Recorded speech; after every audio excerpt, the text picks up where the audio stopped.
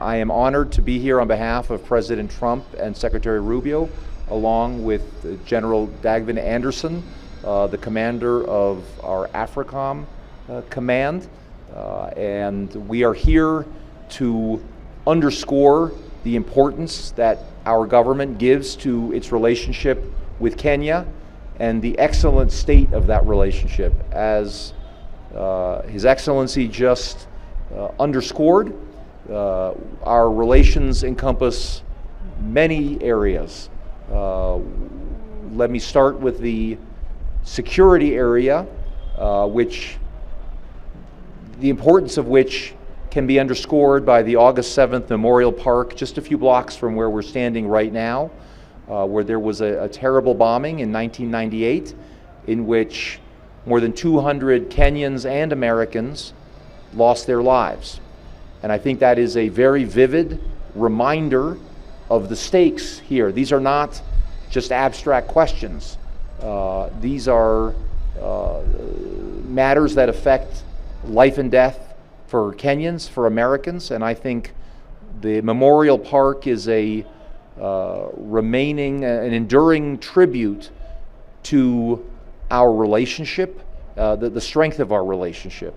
And I certainly encourage those of you in Kenya, if you haven't been there, to experience that. It was certainly very moving for me and for my colleagues this morning to see how Kenyans and Americans shed blood together on that terrible day. And we must reaffirm our commitment that such a day will not recur again. And we're working very hard on security, as the minister mentioned, to that end. We also had very important discussions on deepening our economic cooperation.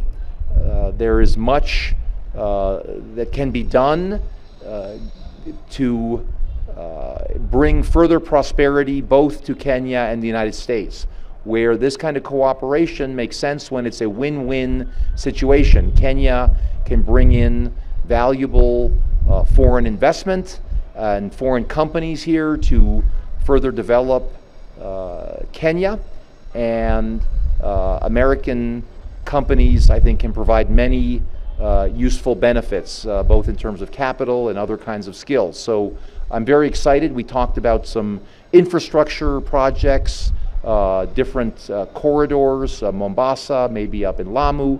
So we are very excited by the possibilities here in Kenya, and ultimately believe that having strong economic and commercial relations can be a foundation for building even better political and military relations between our peoples. I am also here to celebrate our partnership with Kenya on the issue of Haiti.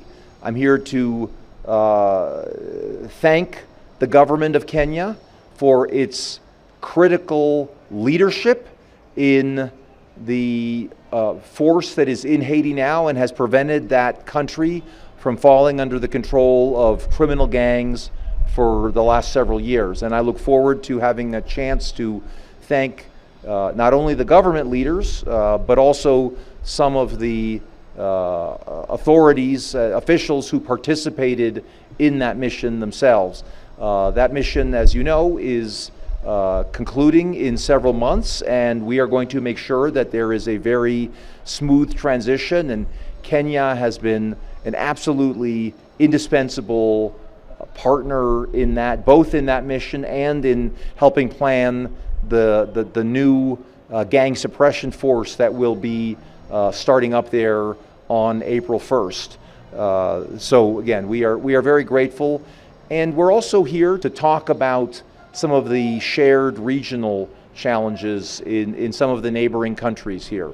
So we had very, very fruitful discussions, as the minister mentioned, and we very much value and respect Kenya's perspective on these issues, and I think we all share the same goals to have a stable and secure Horn of Africa and broader East African area, Central African area. A lot of these conflicts are connected on this continent, and we are going to be stronger the more we're working together and communicating. And we, I think, had some excellent discussions this morning.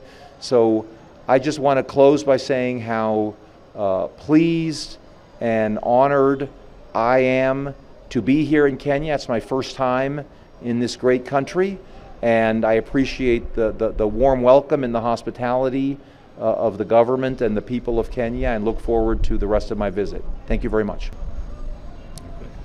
Let me just underscore that one of the reasons that I am here is to thank the government and the people of Kenya for your incredible contribution to international stability in Haiti. I think that is something, that's a phenomenon that the Haitian government was no longer able to handle security and law and order in Haiti. So that fell to the international community to step up. The United Nations was the one that authorized that process. Kenya took the lead in contributing the troops. The United States took the lead in financial contributions for that. So we worked very well together, that Kenya had these forces that were available, these police officials actually, and did an amazing job on the ground. I think, frankly, the level of stability that we see in Haiti today, and it's still a fragile situation, I'm not going to exaggerate that, but it would have been much worse, I can assure you of that, but for Kenya and the United States working together, both in terms of the force on the ground and in terms of the financial contributions. Everybody pitched into that mission, and I think that is a wonderful example that I think people will be talking about for decades to come of U.S.-Kenya cooperation.